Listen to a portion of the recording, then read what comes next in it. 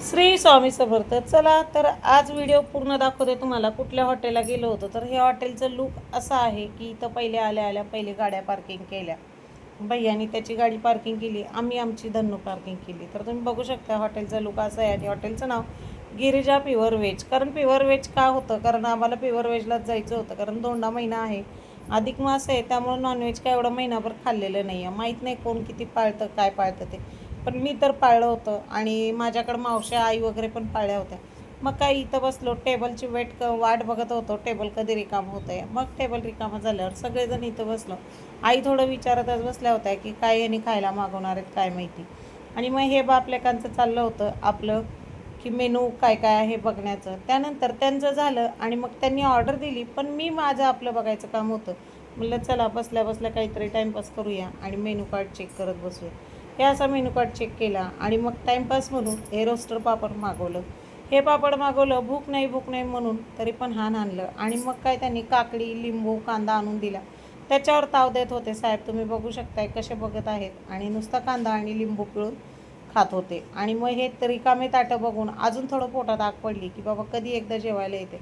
खरं तर भूक नाही म्हणणारे हे आमचे साहेब होते. आणि भूक नाही म्हणून सगळ्यांबरोबर व्यवस्थित जेवण केलं. मग काय जेवणात ऑर्डर केलेलं होतं पनीर बटर मसाला मागवला होता. आणि बटर रोट्या पण मागवल्या आणि नॉर्मल रोट्या पण, म्हणजे मैद्याच्याच रोट्या मागवल्या होत्या. आणि ही बटर पनीर मसाल्याची भाजी ही त्यांची साहेबांची फेवरेट. आणि नंतर इथं आला वेटर, त्यांनी ते सगळ्यांना भाज्या वाढत होता. आणि मग मी मागवलं होतं मशरूम मसाला. मला मशरूमची भाजी का माहीत नाही, मला आणि माझ्या लेकीला खूप आवडते आणि खूप छान वाटतं मशरूमची भाजी खायला. आणि ह्या अशा पद्धतीने डिशमध्ये थोड्या थोड्या भाज्या त्यांनी वाढून गेल्या. आणि मग सगळेजण तुटून पडलो त्याच्यावर, कारण भूक नाही म्हणून सगळ्यांनी जेवलं. आणि खरं तर मी त्या दिवशी स्वयंपाक केला नव्हता. ह्यांनी काय आजी नातींनी मुलांनी वगैरे मसाले भात केला. आणि मी गेले होते मांजरीला भावाकडे धोंडा महिना जेवायला. तर तिथून खूप जेवण करून आले होते, तरी पण का माहीत नाही मशरूमची भाजी म्हणलं की भूक लागली. आणि खाल्ल्या की मग 2 रोट्या दाबून सगळ्यांनी 2-2 रोट्या दाबून खाल्ल्या. आणि एवढं खाऊनसुद्धा परत जिरा राईससुद्धा आणलं. तर काय सांगताय, आता पार्टी फुकटची होती म्हणल्यावर खाल्लो. आणि आजीबाईची स्माईल बघू शकताय, खूप छान आहे असं त्यांचं म्हणणं होतं. आणि नातीने त्याचा व्हिडिओ काढून घेतला. आणि मी बसले साहेबांकडे भूक नाही म्हणून खाणाऱ्या साहेबांकडे बघत समोरासमोर खात बसलो.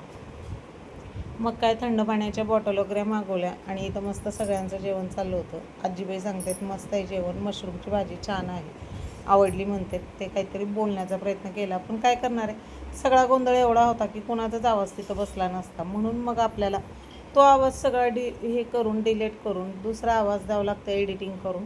तर ही अशी पद्धत आहे. मग काय मशरूम काय लेकानी बाजूला काढले, मग त्यातले मशरूम घेतले काढून. आणि हे बघा, हे मशरूम असे मला खायला खूप आवडतं. आणि आता मी पण मशरूमची भाजी नक्की बनवेन एक दिवशी, परत तुम्हाला रेसिपी दाखवेन. आणि कसा वाटला आपला हा मिनी ब्लॉग किंवा आपलं व्हिडिओ कसा वाटला बड्डे सेलिब्रेशनचा, तर कमेंटमध्ये नक्की सांगा. काय करायचं, किती कुणाला जीव लावायचं आणि काय उपयोग नसतो. जीव किती बी लावा, शेवटी आपल्या हातचं मीठ आणि आहे. त्यामुळं हे असं नुसतं देखावा बघायला व्हिडिओमध्ये भेटतो तुम्हाला, आणि नंतर काय वेगळंच होतं. तर चला भेटू पुढच्या व्हिडिओमध्ये. श्री स्वामी समर्थ सगळ्यांना.